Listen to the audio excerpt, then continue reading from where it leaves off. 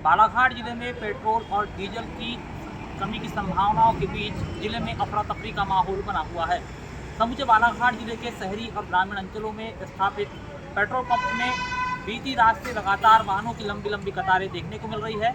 प्रशासन आम नागरिकों से यह अपील कर रहा है कि वह किसी अफवाहों पर ध्यान न दे। अमेरिका, इजराइल और ईरान के बीच चल रही जंग की वजह से अंतर्राष्ट्रीय बाजार में कच्चे तेल की कीमतें आसमान छू रही है।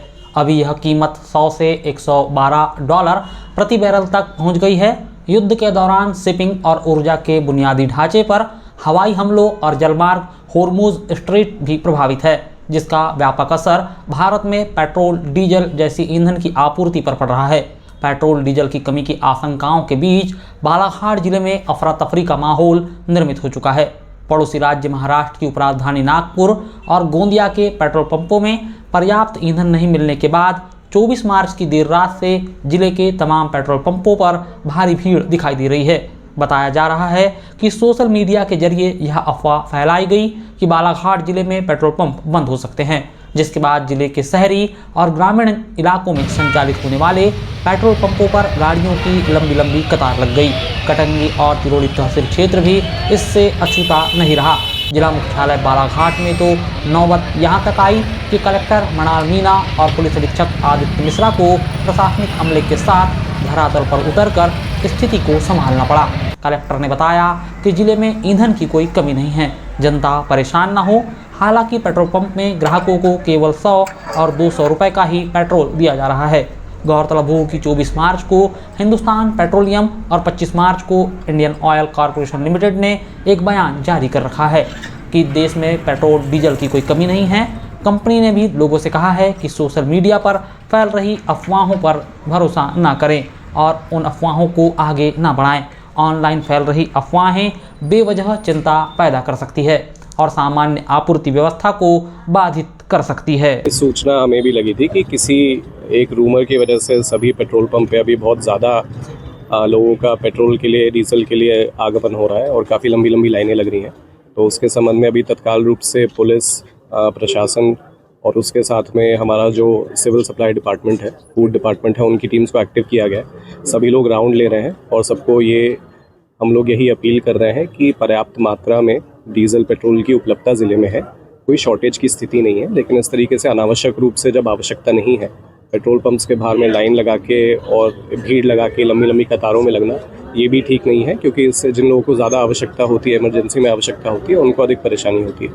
तो इसी अपील के साथ में हमारी पूरी टीम फील्ड पे अभी निकली है और सभी पेट्रोल पंप्स में निगरानी रख रही है। इसके साथ में ये भी निगरानी रख रहे हैं कि अनावश्यक रूप से कैन या बॉटल्स में जो लोग भरवाना चाहते हैं नियम के विरुद्ध, तो उनको भी समझाइश दी जाए कि इस तरीके से कोई भी पेट्रोल पंप एजेंसी इस टाइप के पेट्रोल या पेट्रोल सप्लाई नहीं करे इस तरीके से। अगर उसका उल्लंघन वो करते हैं तो उन पर भी हम लोग उनसे अपील कर रहे हैं कि हमको वैधानिक कार्रवाई फिर करनी पड़ेगी। तो यही स्थिति है जिसके लिए अभी पूरी टीम रात में हम लोगों ने एक्टिवेट करी है। कटंगी शहरी सीमा में संचालित पालीवाल पेट्रोल पंप, खजरी में पटले पेट्रोल पंप, कतरकना रोड स्थित पेट्रोल पंप, वारासिनी रोड स्थित दोनों ही पेट्रोल पंप और आगासी के पेट्रोल पंप में अचानक से मंगलवार की देर रात वाहनों की लंबी लंबी कतारें लग गई। यही हाल तिरोड़ी और बोनकट्टा के पंप में भी दिखाई दिया, जिस कारण पंप में मौजूद पेट्रोल और डीजल का स्टॉक समाप्त हो गया। बुधवार की सुबह नांदी पेट्रोल पंप में इस कदर ग्राहकों की भीड़ दिखाई दी कि नायब तहसीलदार को पंप में पहुंचकर लोगों को समझाइश देनी पड़ी।